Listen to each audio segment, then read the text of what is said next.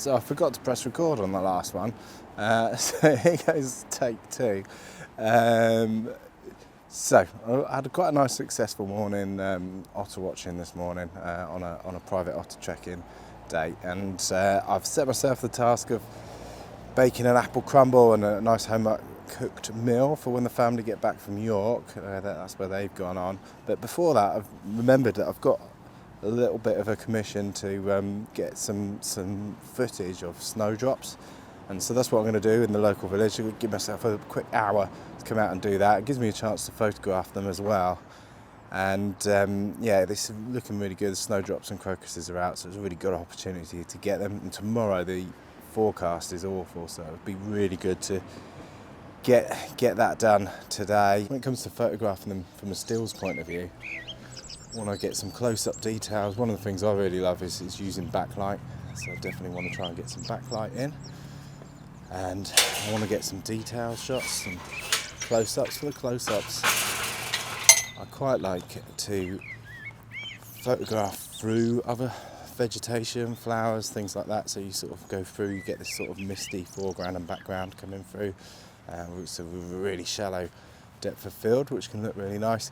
But also like to add a bit of variety and have a bit of context to the snowdrops. That's going to be really important with the film as well. So some details, some close-ups, and some more wider context shots of the snowdrops as well. There's a bit of a breeze, which makes it stills a bit trickier, but for footage wise it's going to be really good. So with the stills, because they're moving a bit, I'm going to make sure I've got tracking focus on and using fast shutter speed so those flowers don't blur. Might even experiment with some motion blur potentially, so you know, there's lots of room for experimentation here. So yeah, hopefully, I mean, one of the big things with photographing snowdrops and woodland flowers in general is that obviously it takes a bit on the knees, and that's one of the feedback that you get quite a lot from people when you talk about photographing these things. I use mirrors sometimes, so you can just place a mirror underneath them. That can be quite a good effect. But sometimes you can find little banks where the snowdrops are actually head height, so you can actually get a little bit closer without having to bend down too far.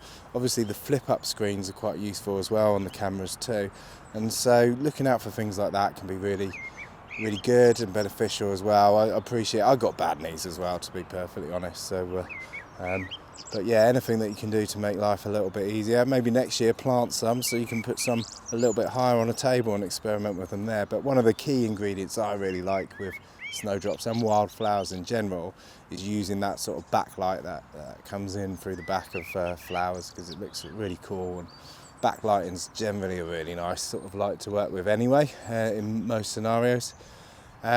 There's lots of other ways you can do things a bit differently as well, of course, like so maybe even some night photography. I've done of snowdrops before with streaks of light going from behind.